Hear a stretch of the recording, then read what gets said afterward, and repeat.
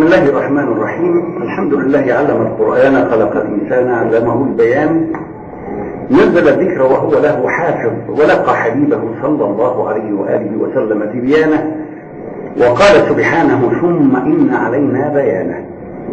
والصلاة والسلام على حبيب الله ومصطفاه، شمس الحق المشرقة بنور هداه، شفيع المذنبين يوم لا ينفع مال ولا بنون إلا من أتى الله بقلب سليم، وعلى أهل بيته الطيبين الطاهرين وصحابته الهادين المهديين ومن تبعهم بإحسان إلى يوم الدين. أما بعد، إخواني في الله وأحبابي في رسول الله صلى الله عليه وآله وسلم،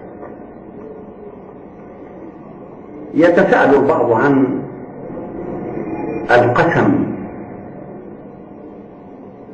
بالنبي صلى الله عليه وآله وسلم، وهل ذلك جائز أم غير جائز؟ عموما هذه مسألة لم تكن مثارة من قبل، إنما زاد طرحها خاصة في السنوات الأخيرة. ومما تسبب في ذلك أننا مثلا نرى بعض المتحدثين في بعض القنوات الفضائية وهو يلقي درسا ويتكلم ويتلقى مكالمات تليفونية، ثم يسأله سائل أو سائلة: والنبي يا شيخ تقول لي كذا، فيقول لها أو لا قل لا إله إلا الله أو قل لا إله إلا الله. ما سر ذلك؟ ما سبب ذلك؟ هل ذلك جائز أم غير جائز؟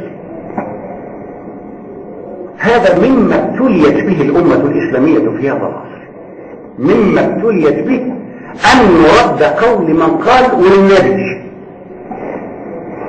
نحن لا ندعو إلى القسم بغير الله تعالى، لأن اليمين في عرف الشرع، الأيمان أو اليمين في عرف الشرع هي الحلف بالله تعالى أو بصفة من صفاته، وهذا هو المعتبر شرعا، والذي يوجب الكفارة عند الحنث فيه. حنث يعني مخالفة، يعني إنسان حلف أن يفعل كذا أو لا يفعل كذا وخالف، فعليه الكفارة حينئذ، هذا لا خلاف فيه. إنما مسألة القسم بغير الله تعالى هي التي للعلماء كلام فيها. القسم بغير الله تعالى، قوم من العلماء قالوا القسم بغير الله تعالى يكره ولا يحرم، قوم من العلماء قالوا هو محرم مطلقا، ومن العلماء أيضا من قال إن كان الذي يقسم بغير الله تعالى يقسم معظما لما أقسم به، وما أقسم به عظمه الشرع أصلا، فهذا جائز. بمعنى أن تقول والمصحف، أن تقول والكعبة، أن تقول والنبي،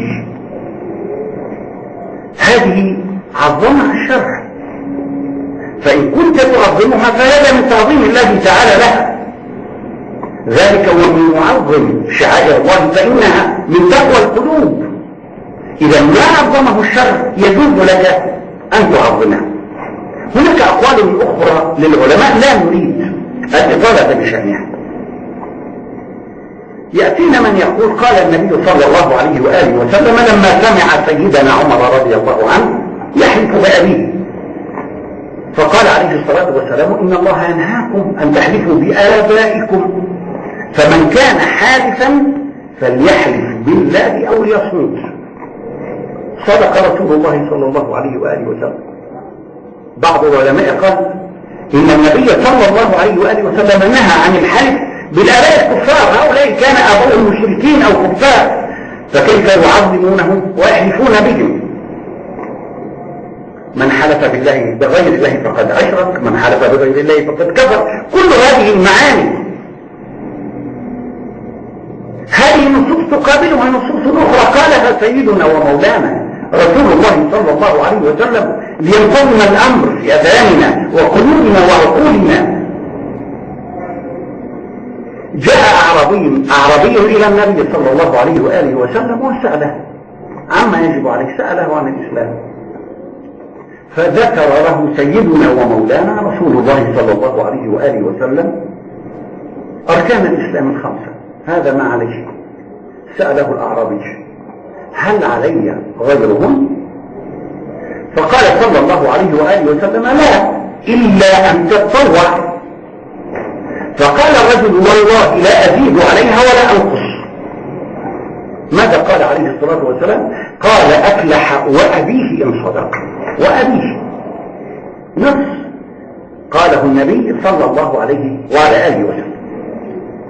خلاصة الأمر أن العلماء تكلموا في هذا والأئمة لم يتفقوا ويقولوا مثلا إن الحلف بالنبي أو بغير الله تبارك وتعالى محرم مطلقا أو كذا أو كذا، كما قلت التصنيف أو التنويع للآراء التي ذكرتها من قبل وغيره.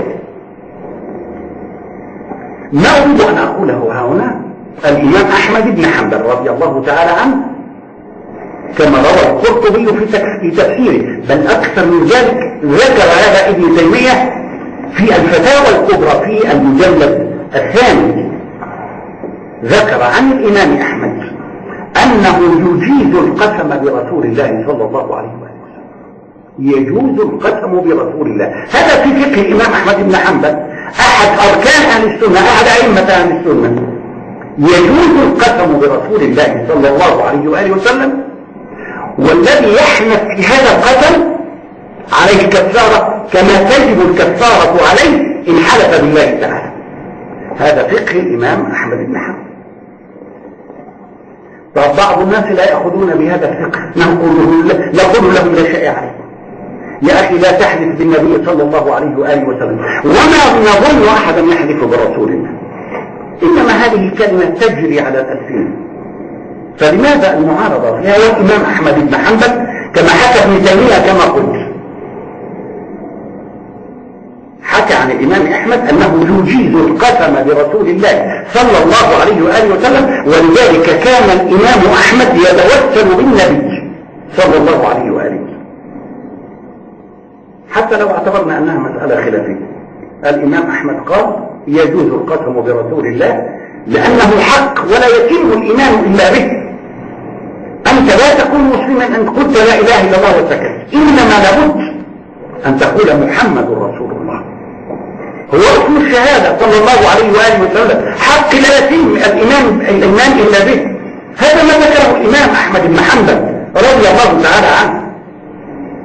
سنقول المسألة مسألة خلافية، هذا عند الإمام أحمد، عند غيره لا. أقول لك خذ برأي غير الإمام أحمد، لا شيء في ذلك. أنا لا أطالبك أن تقسم برسول الله صلى الله عليه وآله وسلم، لكني أطالبك أن لا تلزم غيرك بهذا. يعني الذي يجلس في قناة من القنوات ويقول السائل لما يقول له يا شيخ قل لي كذا، يقول قل لا إله إلا الله. ما أصل هذه الكلمة؟ هذه جريمة ترتكب في حق النفس في شأن العبد مع رسول الله صلى الله عليه وآله وسلم. النبي عليه الصلاة والسلام يقول بالنسبة للحلف أن أحدنا إن حلف، أو أحد الناس إن حلف، يعني من قال في حلفه، من إذا حلف أحدكم، هذا قول النبي صلى الله عليه وآله وسلم، إذا حلف أحدكم فقال في حلفه أو قال في حلفه واللات والعزى فليقل لا إله إلا الله. شوف كلام النبي عليه الصلاة والسلام، لم يقل من حلف منكم فقال في حلفه بغير الله تعالى، يعني لم يقل من حلف بغير الله فليقل لا إله إلا الله أبدا. قال من حلف منكم فقال في حلفه واللات والعزى والأصنام، يعني حلف بالأصنام فليقل لا إله إلا الله. هل يجوز لعاقل مسلم يقول لا إله إلا الله محمد رسول الله أن يطبق ذلك على ذات رسول الله صلى الله عليه وآله وسلم ويقول الشيخ قل لا إله إلا الله؟ يا أخي النبي عليه الصلاة والسلام لم يقل ذلك، لم يقل من حلف بالنبي فليقل لا إله إلا الله، لم يقل من حلف بغير الله فليقل لا إله إلا الله. إنما عين رسول الله صلى الله عليه وسلم أن الذي يقسم بالله بالعزى بالصنم يقول لا إله إلا الله. فكيف تساوون بين سيدنا ومولانا محمد صلى الله عليه وآله وسلم وبين ما نهى عليه الصلاة والسلام أن يحلف به؟ وأن يقال لا إله إلا الله من بعد الحلف فيه. هذا لا يجوز أبدا، هذا تفريق للأمة. المسائل الخلافية لا يجوز الإنكار فيها. هذا قول العلماء، قول السلف الصالح رضي الله تبارك وتعالى عنهم أجمعين. المسائل الخلافية لا يجوز الإنكار عليها. للإمام من الأئمة رأي أخذت به، لإمام آخر رأي أنت أخذت به، لا تنكر علي ولا أنكر عليك، لأن الأمر واسع. لأن الإنكار ينشئ خلافا بين الأمة، وفيه معنى التكفير للأمة. أنت تقول قل لا إله إلا الله، ماذا تقصد بها لا إله إلا الله؟ أين ذهب؟ هو قائم على لا إله إلا الله محمد رسول الله صلى الله عليه وآله وسلم. هذه المسألة أحببت أن أركز عليها هذا التركيز، ويعني أستدل بأبيات للإمام أبي العزائم رضي الله عنه في قصيدة له، وهو يخاطب النفس ليوقظها لتتبع سيدنا ومولانا محمدا صلى الله عليه وآله وسلم، وتتصالح مع الحق تبارك وتعالى، ونحن جميعا مدعوون إلى الصلح مع الله تعالى. يقول الإمام في صدر قصيدة الله: أيا نفس هيا صالحي مولاك، فهو البديع بفضله سواك، إلى أن يقول: أيا نفس هيا فاحذري أن تشركي بالله، هيا نزهي مولاك، أيا نفس قسما بالنبي عليك أن تلبي عطوفا للقى ناداك.